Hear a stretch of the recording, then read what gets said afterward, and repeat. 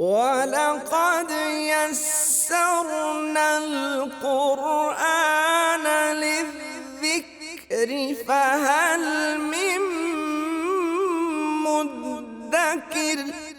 نحمدہ و نصلی علی رسولہ الکریم، اما بعد، اعوذ باللہ من الشیطان الرجیم، بسم اللہ الرحمن الرحیم۔ رب اشرح لی صدری ویسر لی امری واحلل عقدۃ من لسانی یفقہوا قولی۔ جیسا کہ چل رہا ہے کہ ایک جائزہ لیا جا رہا ہے، کیونکہ ہم نے سورہ البقرہ کے بارے میں الحمدللہ بارہ بات کی کہ یہ وہ سورہ مبارکہ ہے جس کے بارے میں نبی رحمت صلی اللہ علیہ وسلم نے فرمایا کہ یہ سورۃ اور سورہ ال عمران کل قیامت والے دن دو پرندوں کے جھنڈ جو دو بادل کے صاحبان کی طرح آئیں گی اور پڑھنے والوں کا دفاع کریں گی۔ اللہ اکبر! اس دن دفاع کیا ہے؟ ان کو جہنم سے بچانے کی کوشش کریں گی، بچائیں گی۔ پھر فرمایا جس گھر میں سورہ البقرہ پڑھا جائے اس میں شیطان داخل نہیں ہوتا، اور اگر ہو تو وہاں سے وہ فوراً نکل جاتا ہے۔ اور بھی بہت ساری چیزیں جو ہیں سورہ البقرہ کے بارے میں ہیں۔ اس کی آیات بہت قیمتی ہیں۔ سب سے جو عظیم آیت الکرسی جو اس میں ہے، جو دو نور دیے گئے نبی صلی اللہ علیہ وسلم کو، جو اسپیشل دیے گئے، وہ ان میں سے ایک سورہ فاتحہ اور ایک سورہ البقرہ کی دو آخری آیات۔ تو شروع کرتے ہیں۔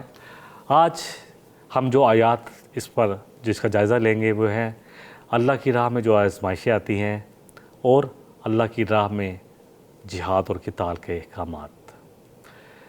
سورہ البقرہ کی آیت نمبر 214 سے شروع کرتے ہیں۔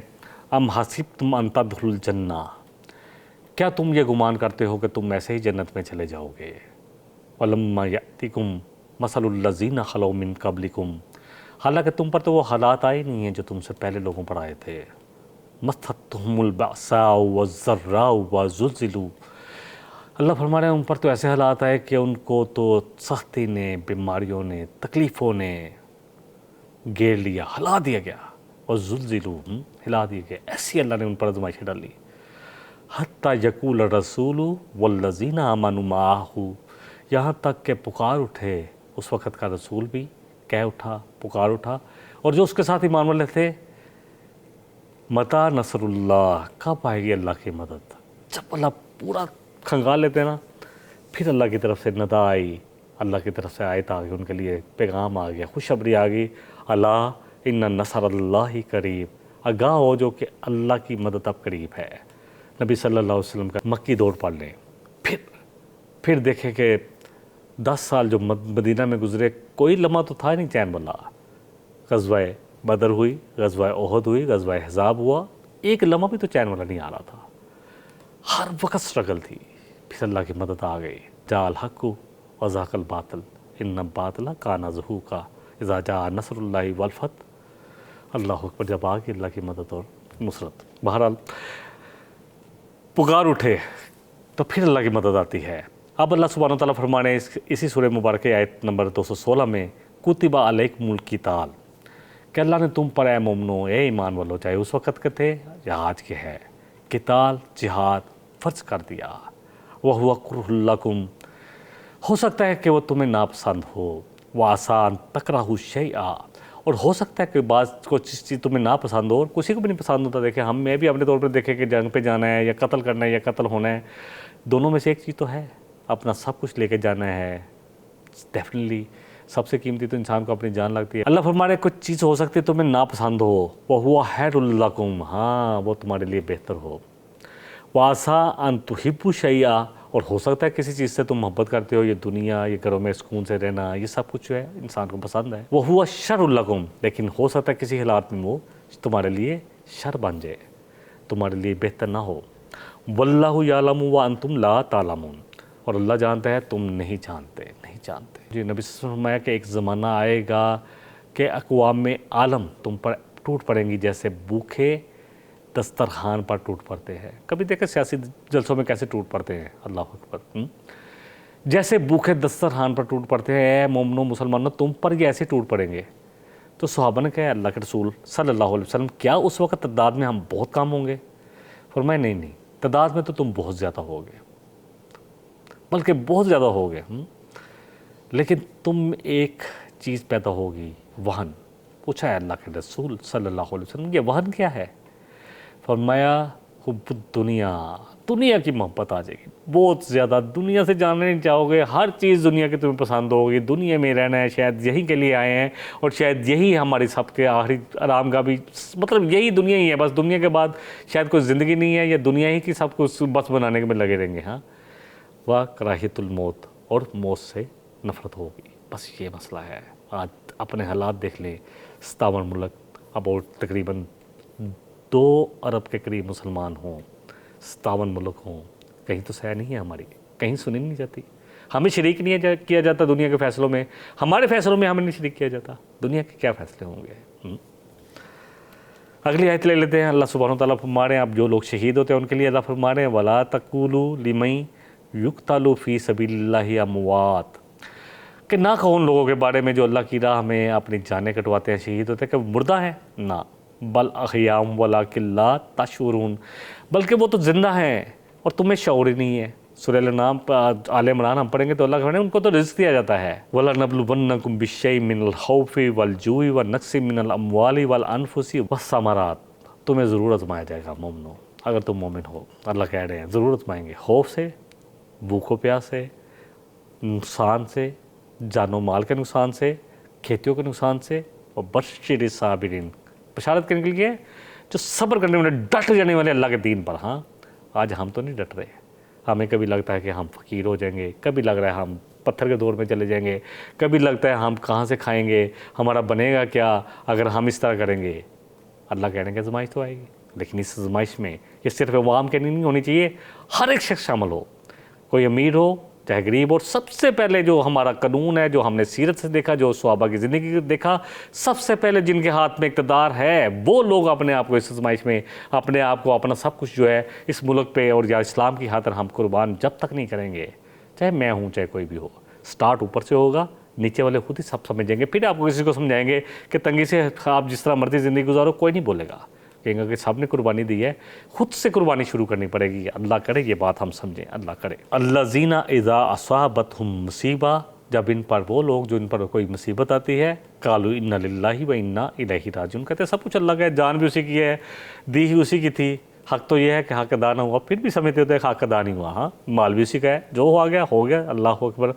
اولئک علیہم صلوات من ربہم ورحمہ, یہی لوگ ہیں جن پر اللہ کی رحمت, اللہ کی برکتیں ہوں گی, رحمتیں ہوں گی, برکتیں ہوں گی.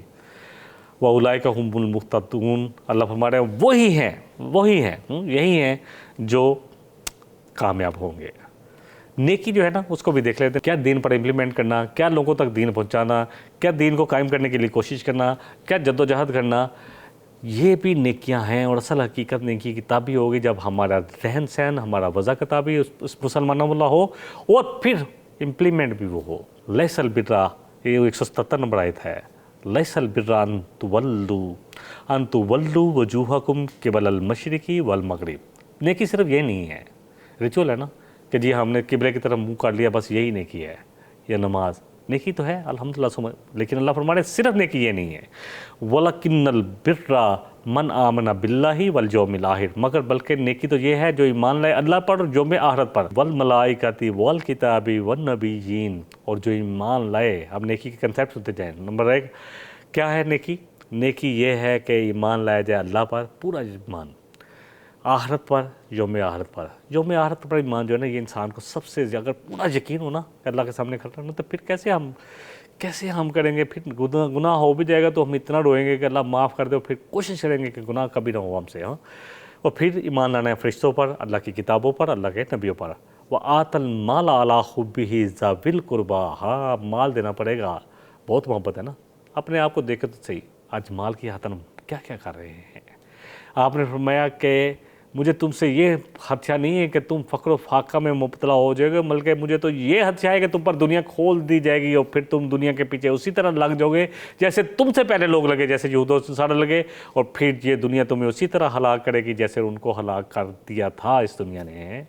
آج دیکھ لیں ہماری کیا دور ہے, کیا دور ہے.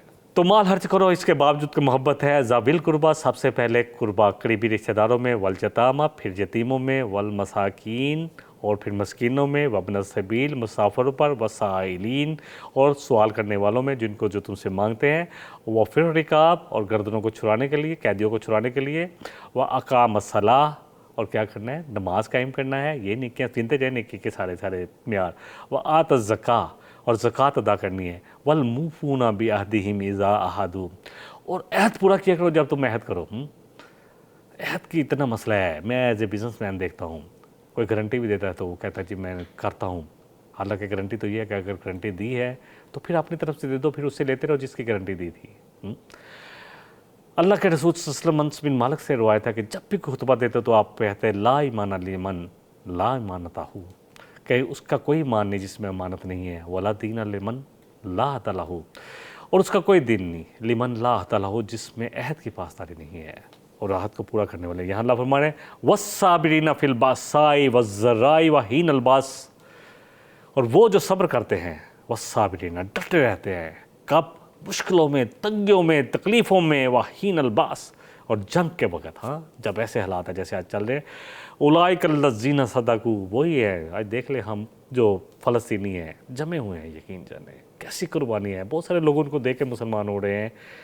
اللہ فرما رہے ہیں یہی لوگ ہیں سچے ہیں، ہم کہاں کھڑے ہیں، وہ لوگ ہیں سچے ہیں، وَأُولَئِكَ هُمُ الْمُتَّقُونَ، اور وہی لوگ ہیں جو اللہ سے ڈرنے والے ہیں، تقوی کی روش پر ہیں۔ حلال اور طیب کھانا، اس کے احکامات، تھوڑے سے احکامات کی طرف آتے ہیں۔ اللہ سبحانہ وتعالیٰ فرما رہے ہیں آیت نمبر 168 میں، یا ایھا الناس کلوا مما فی الارض حلالا طیبا، ہے لوگو کھاؤ زمین پر جو کچھ بھی ہے حلال اور طیب، ولا تتبعوا خطوات الشیطان، تو کیا کرنا ہے؟ تم نے پیروی نہیں کرنی، نقشے قدم پر نہیں چلنا، کس کی؟ خطوات الشیطان، شیطان کے، انہ لکم عدو مبین، تمہارا کھلا دشمن ہے۔ حلال تو ہمیں پتہ ہے کہ حلال کیا ہے، حرام کیا ہے، طیب وہ جو آپ کی صحت پر اچھا اثر انداز ہو۔ یہ جتنے بھی ہم جنک فوڈ کھاتے ہیں جو آج ہمارے بچوں کو کھلایا جا رہا ہے، نسلوں کی نسلیں تباہ ہو رہی ہیں۔ طیب جو آپ کی صحت کے لیے بہتر ہو، طیب جو آپ کے جسم پر اچھا اثر چھوڑے، جو آپ کے دل و دماغ پر اچھا اثر چھوڑے، وہ سب کچھ طیب ہے۔ اللہ اکبر۔ پھر فرمایا یا ایھا الذین آمنوا کلوا من طیبات ما رزقناکم، اے ایمان والو، پہلے پوری دنیا کو کہا، پھر کہا ایمان والو، کھاؤ اس پاکیزہ رزق میں سے جو ہم نے تمہیں دیا، واشکروا للہ، اور اللہ کا شکر ادا کرو، شکر گزار بن جاؤ، ان کنتم ایاہ تعبدون، اگر تمہارا دعویٰ سچا ہے کہ واقعی تم اسی کی بندگی کرتے ہو۔ کیا نہیں کھانا؟ سورہ البقرہ کی آیت نمبر 188 میں اللہ فرما رہے ہیں وَلَا تَأْكُلُوا أَمْوَالَكُمْ بَيْنَكُمْ بِالْبَاطِلِ، اور تم نہ کھاؤ لوگوں کے مال باطل طریقے سے، وَتُدْلُوا بِهَا إِلَى الْحُكَامِ لِتَأْكُلُوا فَرِيقًا مِّنْ أَمْوَالِ النَّاسِ بِالْإِثْمِ، تاکہ ایک فریق دوسرے فریق کا، ایک گروہ دوسرے کا، گروہ کا ایک مسلمان ہونے کے باوجود دوسرے کا مال تم کھا لو گناہ کے ساتھ، وَأَنْتُمْ تَعْلَمُونَ، اور تمہیں پتہ تمہارا نہیں ہے۔ آج کیا ہے عدالتوں میں ہو رہا؟ نبی صلی اللہ علیہ وسلم فرمایا کہ میرے پاس کوئی فیصلہ لے آئے، صحیح بخاری کی حدیث، اور پھر کوئی اپنی باتوں سے مجھ سے کوئی غلط فیصلہ لے گیا تو وہ جو لے کے گیا ہے وہ جہنم کا ٹکڑا آگ لے گیا میرے سے۔ اب دیکھیں کہاں کھڑے ہیں ہم، سمجھنے کے بعد عدالت نے فیصلہ کیا جی اب ہمارا حلال ہے۔ قصاص کے بارے میں، ایک گردن جب لوگوں کو مردوں کا گروہ بھی کھڑا ہو اور لوگوں کو جمع کر کے اڑائی جائے تو یقین جانے کتنے قتل سے رک جاتا ہے۔ میں بارہا کہتا ہوں کہ جب ضیاء الحق صاحب کے دور میں جب ایک قتل ہوا تھا اور سر عام قاتلوں کو لٹکایا گیا تھا مزنگ میں، تو بہت 3 دن تک کوئی FIR نہیں لاہور میں کٹی تھی، ریکارڈ ہے، جا کے چیک کریں۔ لوگ ڈر گئے تھے کہ اب تو سزا ملے گی۔ اللہ یہی فرما رہے ہیں یا ایھا الذین آمنوا کتب علیکم القصاص فی القتلی، کہ اے ایمان والو قتل کا قصاص تمہارے لیے ہم نے فرض کر دیا ہے، فرض کیا ہے۔ پھر اللہ فرما رہے ہیں وَلَکُمْ فِی الْقِصَاصِ حَیَاتٌ یا اولی الالباب، کہ اللہ کہہ رہے ہیں یا اولی الالباب، تمہارے لیے قصاص کے اس قانون میں زندگی ہے۔ ایک قاتل کو سزا مل گئی، 100 قاتل رک جائیں گے قتل کرنے سے، ہزاروں لوگ بچ جائیں گے، زندگی ہے، جان لو آپ، میں سب زندگی ہے۔ آج اگر سزائیں قائم ہو جائیں تو دیکھیں پھر کیسے کوئی قتل کرتا ہے، کیسے اس کی ہمت پڑے گی۔ لعلکم تتقون، تاکہ تم بچ جاؤ، تمہیں اللہ بچانا چاہ رہے ہیں۔ روزے اور اعتکاف کے بارے میں احکامات لے لیتے ہیں، آج کے پروگرام میں بڑے اہم ہیں، اور یہ سارے کے سارے احکامات انہی 5 آیتوں میں ہیں، میں نے 3-4 لیے ہیں اس میں سے وقت کی کمی کی وجہ سے۔ اللہ فرما رہے ہیں آیت نمبر 183 سے شروع ہوتا ہے یا ایھا الذین آمنوا کتب علیکم الصیام کما کتب علی الذین من قبلکم لعلکم تتقون، اے ایمان والو تم پر روزے فرض کر دیے گئے جیسے تم سے پہلوں پر فرض کیے تھے تاکہ تم تقوی اختیار کرو۔ روزہ تقوی لینے کا سب سے بہترین ذریعہ ہے۔ کوئی نہیں دیکھ رہا ہوتا. انسان کے سامنے کھلا پڑا ہوتا ہے, کھانا بھی پینا بھی, طرح طرح کی نعمتیں, اور بیوی بھی سامنے ہے, شوہر بھی سامنے ہے, لیکن کون دیکھ رہا ہے؟ صرف اللہ. تقویٰ یہی ہے کہ اللہ کے ڈر کے ساتھ ساری چیزوں کو چھوڑا جائے. یہی سکھایا گیا ہے ہمیں روزے میں. اب رمضان کا مہینہ اتنا اہمیت والا کیوں ہے؟ شہر رمضان الذی انزل فیہ القرآن, کیونکہ اس میں اللہ نے قرآن نازل کیا تھا. اسی میں ہے نا انا انزلناہ فی لیلۃ القدر, کہ اللہ فرمانے ہم نے اس کو لیلۃ القدر میں نازل کیا تھا. اب یہ قرآن کیا ہے؟ ہدی للناس. یہ کس کے لیے ہے؟ ہدایت ہے. ہدی للناس, لوگوں کے لیے ہدایت ہے. وہ بینات من الہدی, اور اس میں روشن نشانیاں ہیں الہدیٰ کی, جو ہے نا کامل ہدایت کی روشن نشانیاں ہیں. والفرقان, اور یہ حق اور بات میں فرق کرنے والی روشن نشانیاں ہیں اس میں. فمن شاہد منکم الشہر, اور تم میں سے جو بھی اس مہینے کو پائے, فلیصم, تو اس کو چاہیے کہ وہ روزہ رکھے. ومن کان مریضا او علی سفر, اور اگر تم میں سے کوئی بیمار ہو یا سفر پہ ہو. دیکھیں کوئی بھی ثواب نہیں ہے کہ بندہ 102 بہار میں اور روزہ رکھے, منع کیا گیا ہے. سفر میں نبی صلی اللہ علیہ وسلم اجازت دی جو رکھ سکتا ہے رکھ لے, لیکن سفر میں کوئی سمجھے کہ روزہ رکھنا, کیونکہ جب آپ گئے تھے غزوہ جو ہے اپنا مکہ مکرمہ کی طرف, تو رمضان کے روزے چل رہے تھے, تو آپ نے روزہ صاحب کو دکھا کر جو ہے وہ کھولا تھا, اپنا کھولا تھا. تو بس ضمن کی بات کر دی ہے. تو جو بھی تم میں کوئی مریض ہو یا مسافر ہو, فعدۃ من ایام اخر, اللہ فرما رہے ہیں کہ اخر, کہ وہ دوسرے دنوں میں اپنی گنتی پوری کر لے. جتنے رہ گئے وہ دوسرے دنوں میں پورے کر لے. بیمار تھے 3 ہی رکھے, 3 دوسرے دنوں میں جب مرضی پورے کر لے. اگلے رمضان سے پہلے جب مرضی پورے کر لے, اور جلد پورے کر لے زیادہ بہتر ہے. یرید اللہ بکم الیسرا, اللہ تم سے چاہتا ہے آسانی, تمہارے لیے آسانی چاہتا ہے. ولا یریدکم العسر, وہ تم سے مشکل نہیں چاہتا. وَلِتُكْمِلُوا العدۃ, تاکہ تم اپنی گنتی پوری کر لو روزوں کی. وَلِتُكَبِّرُوا اللَّهَ عَلَىٰ مَا هَدَاكُمْ, تاکہ تم اللہ کا ذکر کرو جس طرح تمہیں ہدایت, اللہ کی کبریائی بیان کرو. روزہ تقویٰ سکھاتا ہے. اس کے بعد عید پر تکبیرات پڑھی جاتی ہے, تاکہ تم اللہ کی تکبیرات پڑھو, اللہ کی کبریائی بیان کرو, اللہ کی بڑائی بیان کرو جس طرح تمہیں ہدایت دی گئی ہے. وَلَعَلَّكُمْ تَشْكُرُونَ, تاکہ تم شکر گزار بندوں میں شامل ہو جاؤ. اب روزوں کے درمیان ایک آیت آ جاتی ہے, جو میں نے کہا تھا نا, لوگ کہتے ہیں جی اس کی وہ ماں باپ سے دعا نہیں لیتے, بزرگوں سے جا کے دعائیں کراتے ہیں. یقین کر گھر میں ماں باپ ہیں, ان سے دعا لے لو. ان کی دعا سے زیادہ کس کی قبول ہوتی ہے؟ باپ کی دعا اپنی اولاد کے حق میں سب سے زیادہ قبول ہوتی ہے, اور ماں کے قدموں میں جنت رکھ دی گئی. بہت ساری باتیں میں الحمدللہ صرف یہ ضمن بیان کر رہا ہوں. وَإِذَا سَأَلَكَ عِبَادِي أَنِّي فَإِنِّي قَرِيبٌ, اے نبی صلی اللہ علیہ وسلم, جب میرے بندے پوچھتے ہیں میرے بارے میں کہ میں کہاں ہوں, انہیں بتایا میں بہت قریب ہوں. میں ہر سننے والے کی دعا کو سنتا ہوں. جب وہ مجھ سے پکارتا ہے نا, میں سنتا ہوں. اب دعا کیوں نہیں قبول ہوتی؟ میں نے کہا تھا نا, وہ جی فلاں جو بزرگ ہیں ان کی دعا قبول ہوتی ہے, ہماری کیوں نہیں قبول ہوتی؟ جبکہ یہاں تو اللہ کہہ رہے ہیں کہ ہر نبی صلی اللہ علیہ وسلم پوچھا جائے کہ آپ سے یہ پوچھتے ہیں, میرے بندے پوچھتے ہیں نا, اللہ کرے کہ ہم اللہ کے بندے بن جائیں. یقین کریں میرے بارے میں تو انہوں نے بتایا میں قریب ہوں, شارک سے قریب ہے. سورہ قاف میں اللہ فرما رہے ہیں شارک سے قریب ہے, اور جب اللہ کہہ رہے ہیں کہ میں اس کی شارک سے بھی قریب ہوں. ہاں, اللہ اکبر, ہر شخص کی. اب کرنا کیا ہے؟ کیا قبولیت کی شرط کیا ہے؟ فَلْيَسْتَجِيبُوا لِي, اللہ کہہ رہے ہیں بس اس کو تو چاہیے کہ وہ بھی تو میری بات کو قبول کرے. جو قرآن میں احکامات ہیں ان کو مانے, جو میرے نبی صلی اللہ علیہ وسلم نے کہا ہے, جو کہا ہے اس کی مانے, اس کی اطاعت کریں, جو کہا گیا ہے اور اس کی پیروی کریں جو نبی صلی اللہ علیہ وسلم نے فرمایا ہے. یہ ہے دعاؤں کی قبولیت کا سب سے بڑا راز جو میں آج آپ کو بتا رہا ہوں. اور مجھ پر ایمان رکھیں کہ سب کچھ میرے پاس ہی ہے. لَعَلَّهُمْ يَرْشُدُونَ, تو پھر وہ ضرور کامیاب ہو جائیں گے, تاکہ وہ کامیاب ہوں دنیا میں بھی اور آخرت میں بھی. اب روزوں کے کچھ مسائل کے بارے میں جو آیت ہے, اور اعتکاف کے بارے میں, اُحِلَّ لَكُمْ لَيْلَةَ الصِّيَامِ, اللہ فرما رہے تمہارے لیے اللہ سبحانہ و تعالیٰ نے اُحِلَّ لَكُمْ لَيْلَةَ الصِّيَامِ الرَّفَثُ إِلَىٰ نِسَائِكُمْ, تمہارے لیے اللہ نے اپنی عورتوں کے ساتھ رمضان کی راتوں میں جب تم روزے سے فارغ ہو جاتے ہو, یعنی افطاری اور سحری کے درمیان جو وقت ہے, اپنی عورتوں کے ساتھ مباشرت تعلق کو حلال قرار دیا. کیونکہ یہود کو روزہ اس طرح بند ہوتا تھا, اور مسلمان بھی جو کوئی اگر ہو بھی جاتا تھا تو اپنے دل میں کوئی گلٹ محسوس کر رہے تھے کہ پتہ نہیں ہم صحیح نہیں کر رہے. تو اللہ نے یہ بات کو کلیئر کر دیا.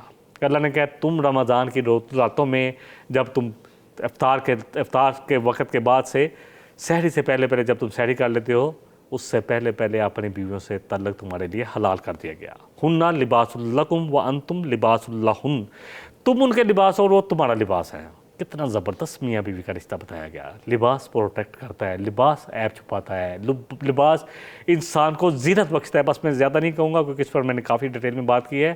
علیم اللہ انکم کنتم تختانون انفسکم, اللہ جانتا ہے کہ تم اپنے دل میں محسوس کر رہے تھے, تم سمجھ رہے تھے کہ ہم خیانت کر رہے ہیں اپنے ساتھ. فتاب علیکم, تو اللہ نے تم سے درگزر فرمایا, معاف فرمایا. وعفا عنکم, اور اللہ نے درگزر فرمایا. فالآن باشروہن, ہاں آپ تم کر سکتے ہو اس وقت میں جس وقت میں نے کہا اپنی عورتوں کے ساتھ مباشرت کر سکتے ہو. وابتغوا ما کتب اللہ لکم, اور اللہ سے تلاش کرو جو اللہ نے تمہارے لیے رزق لکھا ہوا ہے اس کا تلاش کرو, یعنی اولاد کی صورت میں. وَكُلُوا وَاشْرَبُوا حَتَّى يَتَبَيَّنَ لَكُمُ الْخَيْطُ الْأَبْيَضُ مِنَ الْخَيْطِ الْأَسْوَدِ مِنَ الْفَجْرِ, اور تم اللہ کہہ رہے ہیں کھاؤ اور پیو یہاں تک کہ صبح کی جو لکیر ہے وہ رات کی لکیر سے علیحدہ نہ ہو جائے. یہ سحری کا وقت ہے. ثُمَّ أَتِمُّوا الصِّيَامَ إِلَى اللَّيْلِ, اور پھر پورا کرو روزہ رات تک. وَلَا تُبَاشِرُوهُنَّ وَأَنْتُمْ عَاكِفُونَ فِي الْمَسَاجِدِ, اور دیکھو تم اپنی بیویوں سے جب تم مساجد میں, مرد جب ڈیفینیٹلی اس وقت ہوتے تھے مسجدوں میں نہانے کا انتظام نہیں تھا, اب ان کو اگر کسی کو ضرورت پڑ جاتی, حاجت ہو جاتی, اب غسل کرنا لازمی ہے. تو گھروں میں اگر تم نے یہ نہیں کرنا کہ غسل کی خاطر آئے تو بیویوں سے مباشرت نہیں کرنی.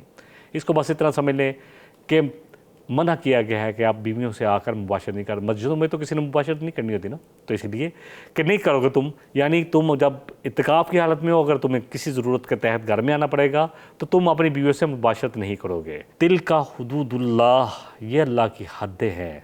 فلا تقربوها, ان کے قریب بھی نہ پھٹکنا.